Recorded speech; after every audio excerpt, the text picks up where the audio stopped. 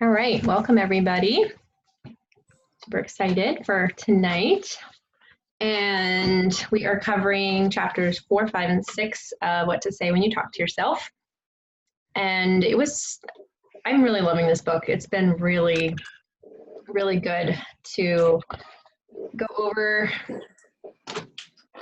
what is going on up here and how it affects so much. So we'll kind of start in chapter 4.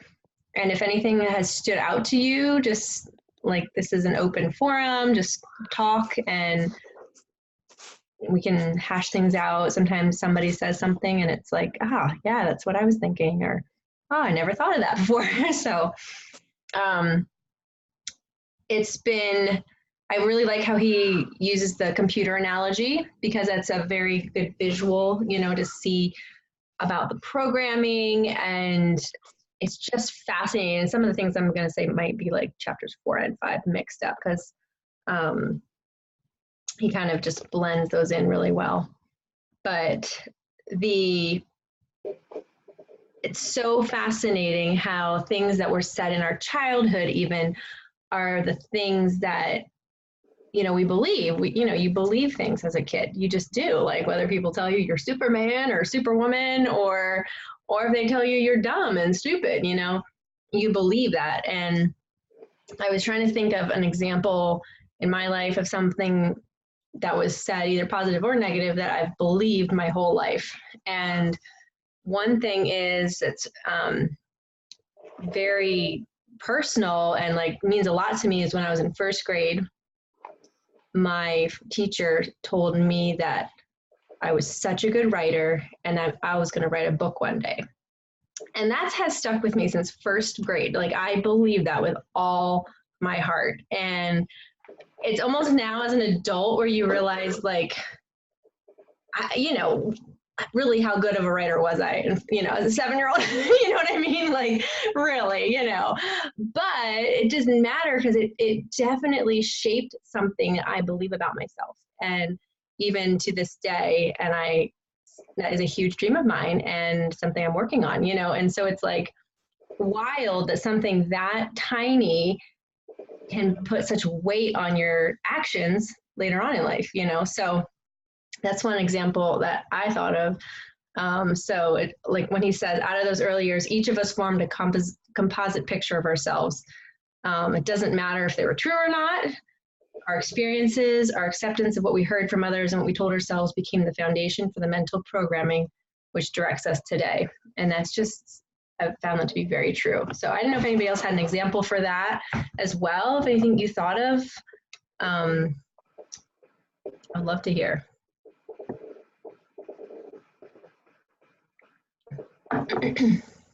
I just, that is so cool that you remember that, Amy.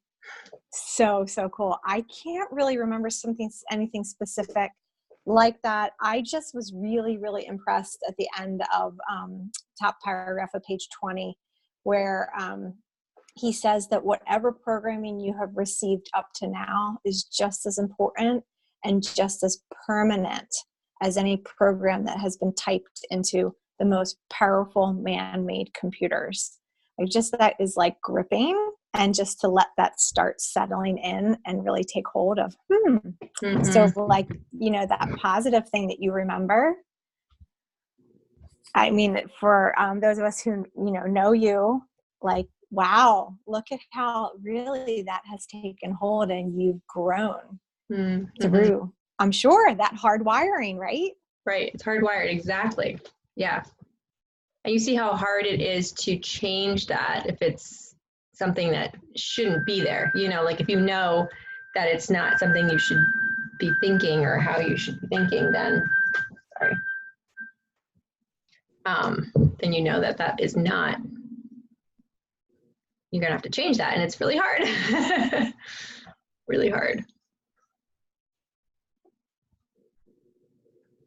I think that it's like something that stuck with me wasn't even something that people had spoken over me, but I grew up really close to my family, like extended family, and I have four older cousins, and my uncle just kind of has this, like, his family is the best attitude even still. And so I remember being little and just like looking up to my older cousins, and they would always like build them up, and then I was the little kid that like got made fun of and was bratty and whatever. So I think that I told myself, like, oh, I'm not going to be as smart as Jamie. I'm not a good communicator like Jamie. I'm not musical or creative like Leah, and like all these things that people hadn't even really said, you're not that, over me, but just like telling myself that, and how I've like had to grow and probably still do really need to grow through those things. So yeah. It's really super, super true. I can relate to that. Yeah. I love how he says, imagine losing, talking about the mental weight that we carry around. And he says, imagine losing, even for one day, all the extra weight of self-doubt and disbelief we carry with us.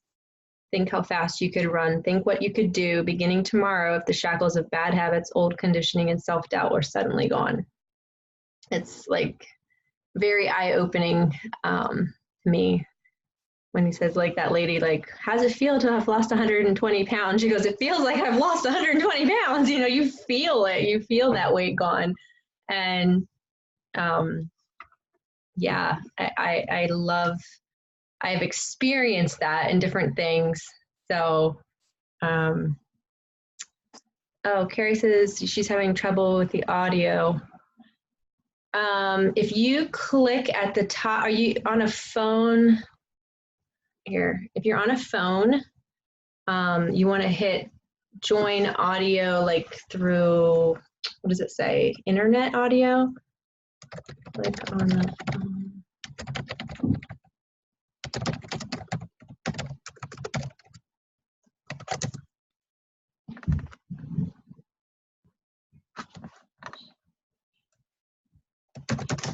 I think it's just you can either join, it's just phone call. I think there's an option that just says phone call. Mm-hmm. So maybe exit out, Carrie, and then try again. Or I don't know if you can hear us. I guess you can hear us.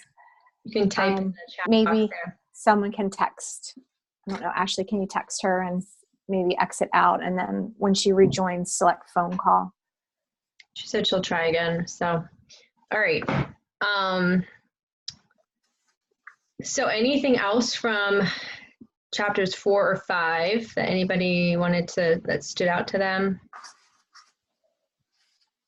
Oh my goodness, so much. Go for it. Well, what about that story about that 12-year-old, about the music, trying out with that musical instrument? That was the very beginning of chapter 5. That's where it was. Okay, I was trying to find it. I'm reading it on my Kindle, so it's like it's harder for me to find things. I'm like, yeah. So that's the bottom of the page. Page 20. What is that? 23. Okay. What incredible program for a 12-year-old boy who had his heart set on learning how to play.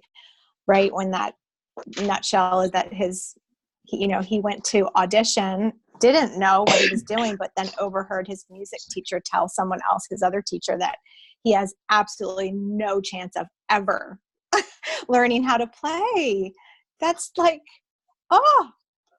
so that we believe it. And so, moving through, right, these chapters 4 and 5 are the reality of our thoughts and the power that they're really starting to understand as they measure our brain, how powerful our thoughts are, and that the things that we believe.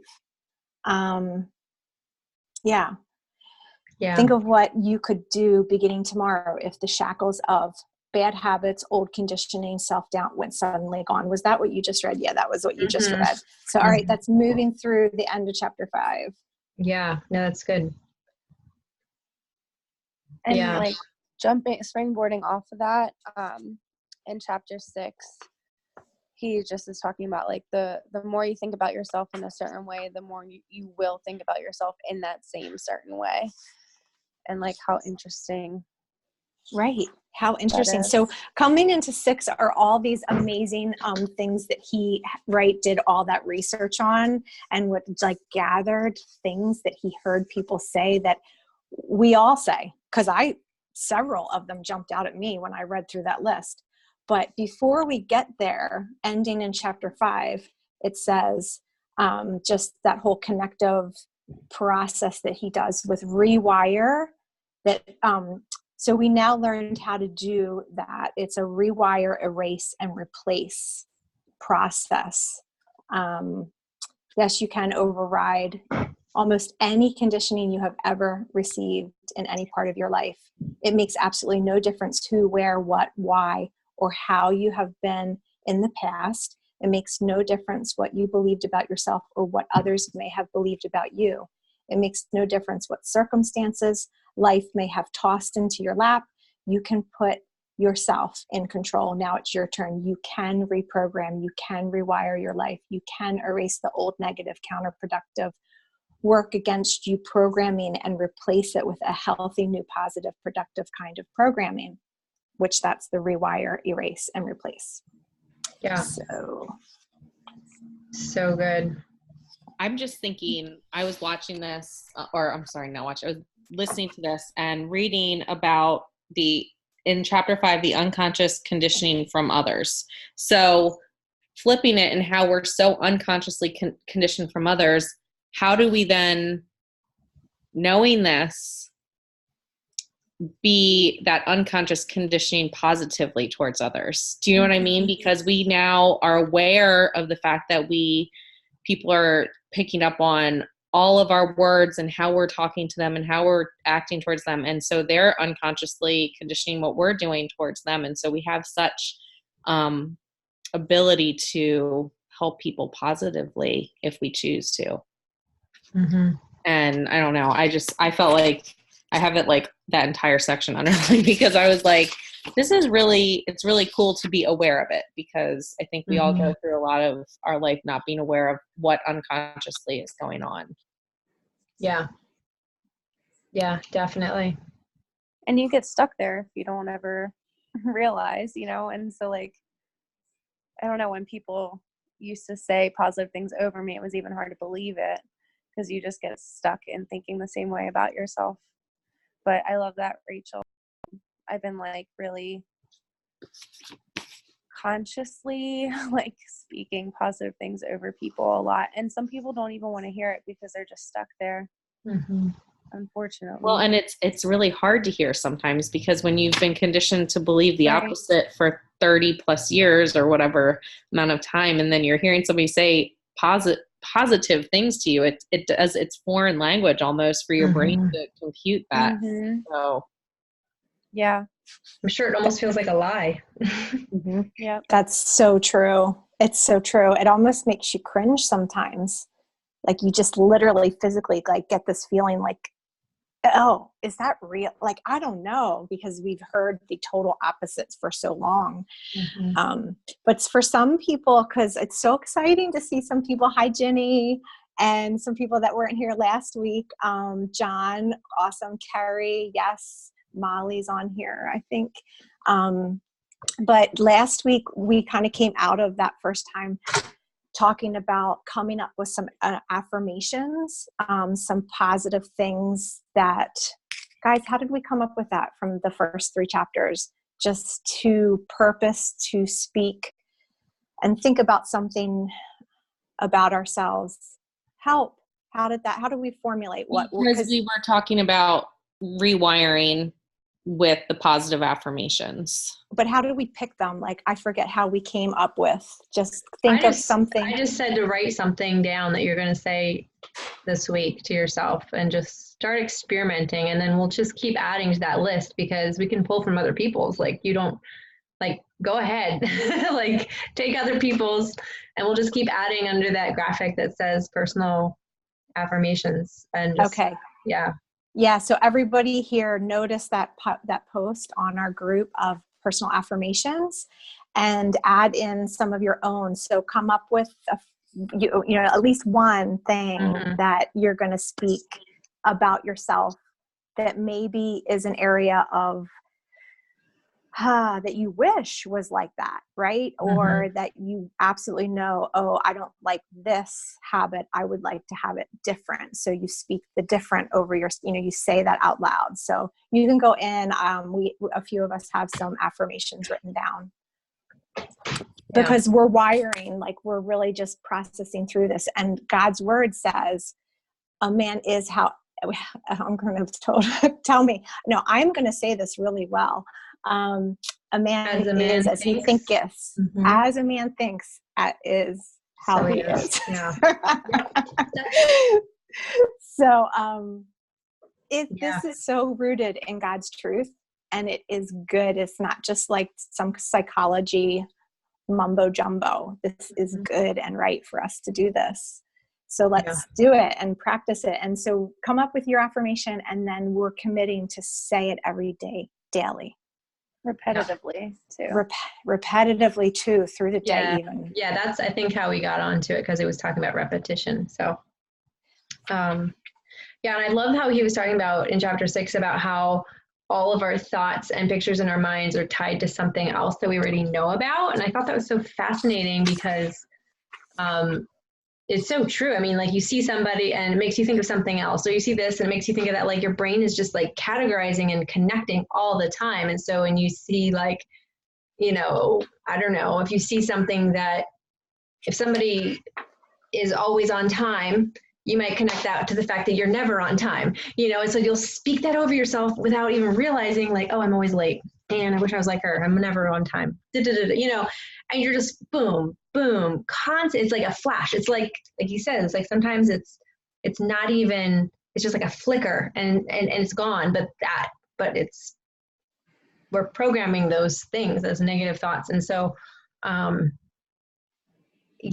that is just crazy. So the longer you've bought the thought, the truer it is, like truer, because it's not really true. Your brain doesn't know that if it's true or not. But you believe it's true because you've thought it for such a long time. That is craziness.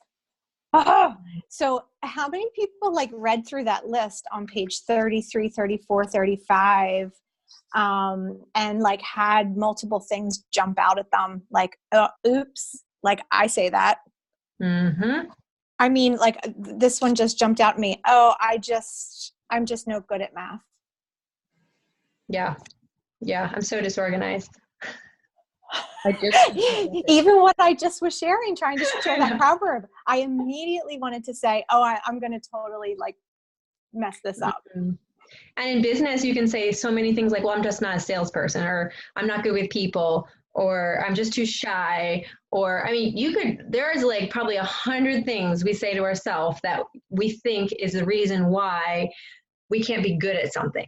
Like whether it's working our business or cooking dinner or exercising, like we can come up with a lot of things that would make ourselves believe and work ourselves out of action. Like basically keep our butts on the couch, and that's the crazy part, because, if you tell yourself something long enough, like I'm just not a salesman, okay, well, you've probably attached the meaning of being a salesperson to a negative connotation in your mind. Like that's just negative. And it actually doesn't have to be. Like we're actually all salespeople all the time, whenever we're selling our kids on eating their vegetables, we are a salesperson. Like this is delicious. You're going to love it. You just have to take one bite. Like we're selling them on that. Like you can tell me till you're blue in the face that you're not a salesperson, but you are, everybody is. But we can perfect how we do it, so it's a good thing. It becomes a good. So like maybe you could change that to becoming like, I'm the type of person that makes people want to try what I have, not because it's like pushy, but because it's like beautiful and like it's loving and it's a caring way. Like there's just so like maybe you could just put your words into like how you talk to your kids to try and get them to eat their food. Like You're not going to like be like, you better, well, maybe you do. I don't know. You shouldn't do that. You know, you better eat that. You know, you wouldn't do that in a business setting. You'd be like, all right, just, you know, just kindness and like patience with people and graciousness and to be that person, you know? So I don't know. That's kind of a silly analogy.